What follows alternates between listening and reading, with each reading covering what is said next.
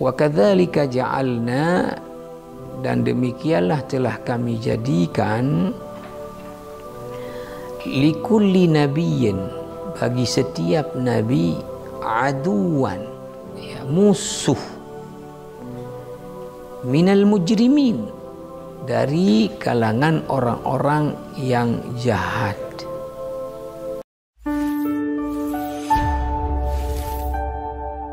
Bismillahirrahmanirrahim.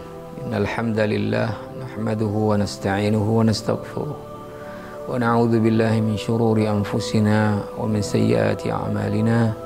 May yahdihillahu fala mudilla lahu wa man yudlilhu fala hadiya lahu. Asyhadu an la ilaha illallah wahdahu la syarika lahu wa asyhadu anna Muhammadan abduhu wa rasuluh. Allahumma salli wa sallim wa barik ala khatamil anbiya'i wa imamil mursalin nabiyina wa habibina wa qudwatina Muhammadin wa ala alihi wa ashabihi ajma'in, wa ba'd.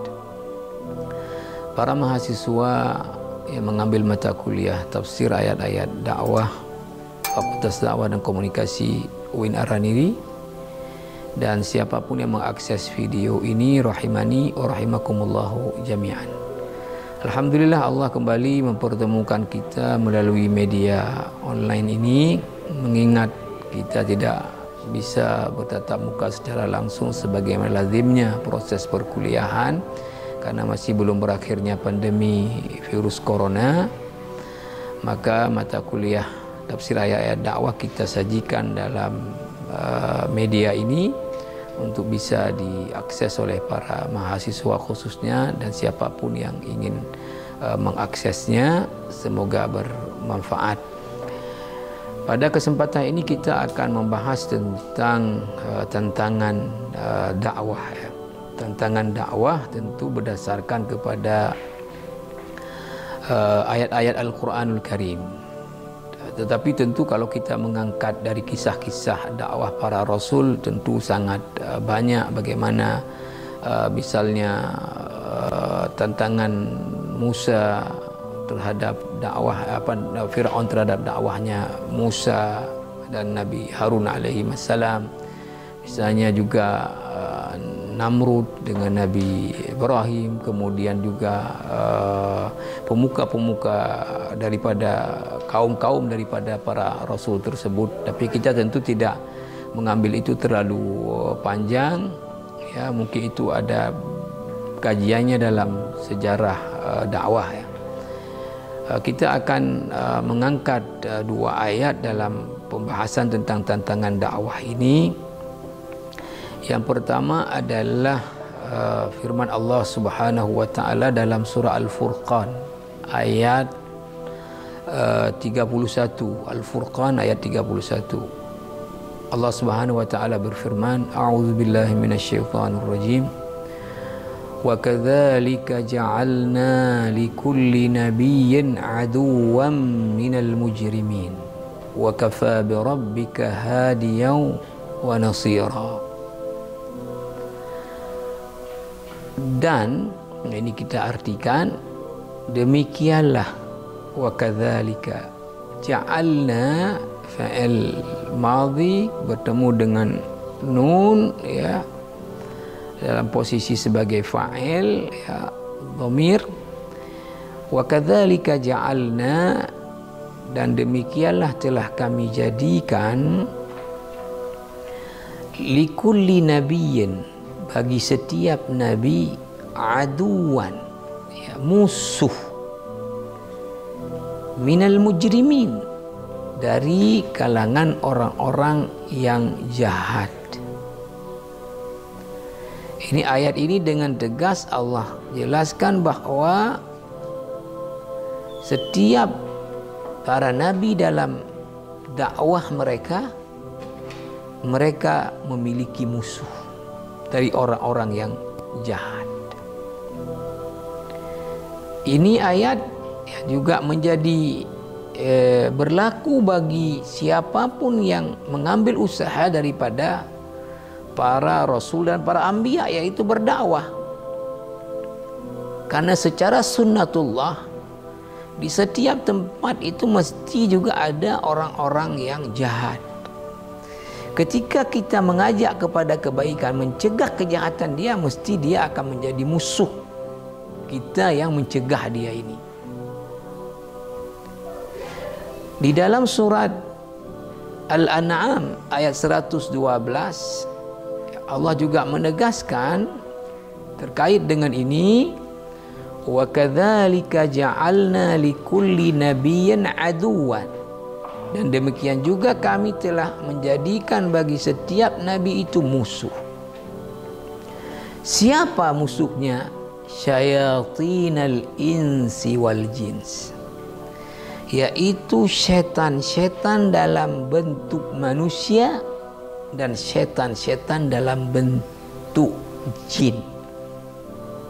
Yuhi ba'dhum ila ba'din dzukhrufal qawli ghurura, yang mereka membisikkan kepada sebahagian mereka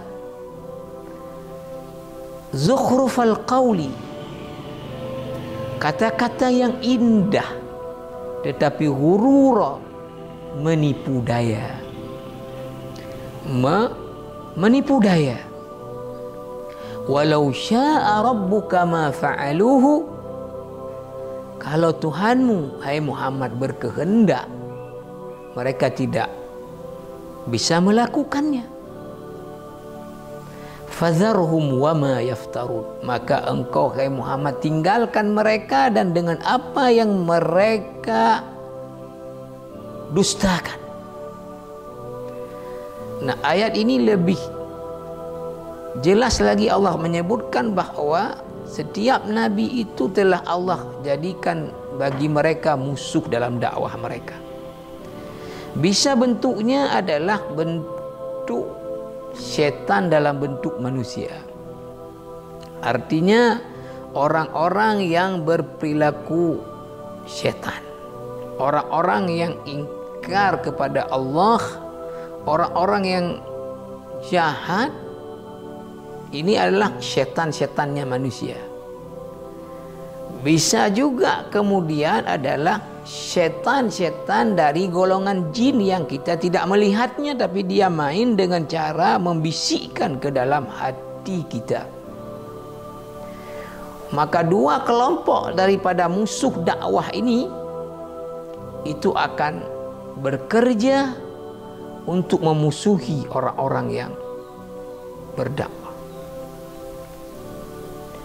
Maka akan ada manusia-manusia yang berperilaku syaitan, itu memusuhi para dai.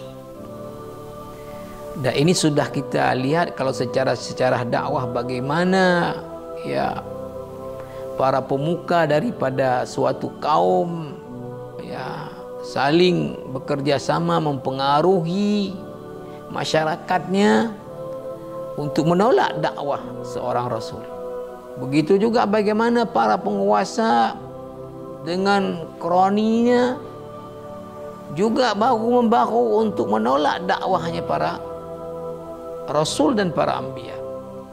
Nah, sunnatullah ini juga berlaku bagi siapapun yang berdakwah. Seperti yang sudah kita sebutkan yang lalu, bisa tantangan datangnya dari para penguasa yang tentu jahat dan tidak menghendaki kebaikan dan tidak menghendaki perbaikan-perbaikan, karena akan mengganggu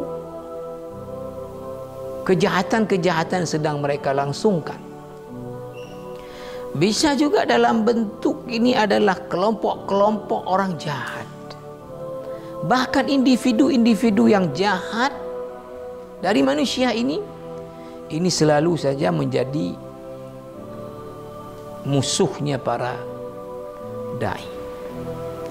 Maka dengan demikian berarti siapapun yang ingin berdakwah maka harus menyiapkan diri akan banyak musuh dalam hidupnya dari orang-orang yang jahat.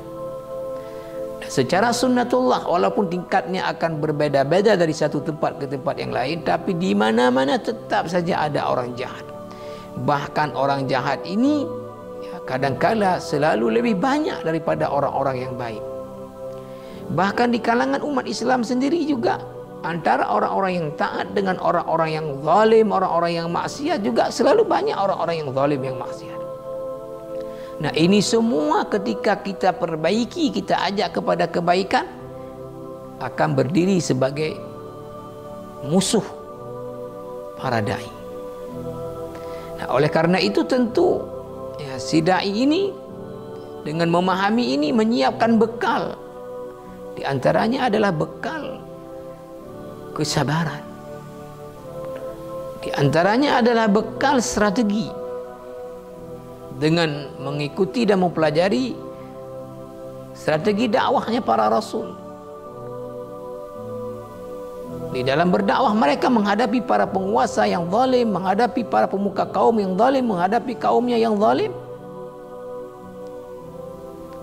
Karena ini selalu menjadi perkara yang dihadapi oleh para dai dalam dakwahnya. Selalu saja ada orang yang tidak suka. Maka diharapkan orang-orang yang berdakwah ini la yakhafuna laumata laim. Ini menjadi ciri orang yang berdakwah, tidak takut kepada cemoohan orang-orang yang mencemooh, makian orang-orang yang memaki. Tetap saja dia berjalan di atas jalan dakwahnya agama Allah Subhanahu wa taala, karena memang target dia adalah mengharapkan imbalan daripada Allah Rabbul Alamin. Mudah-mudahan ada manfaatnya untuk saya dan kita semua. Assalamualaikum warahmatullahi wabarakatuh.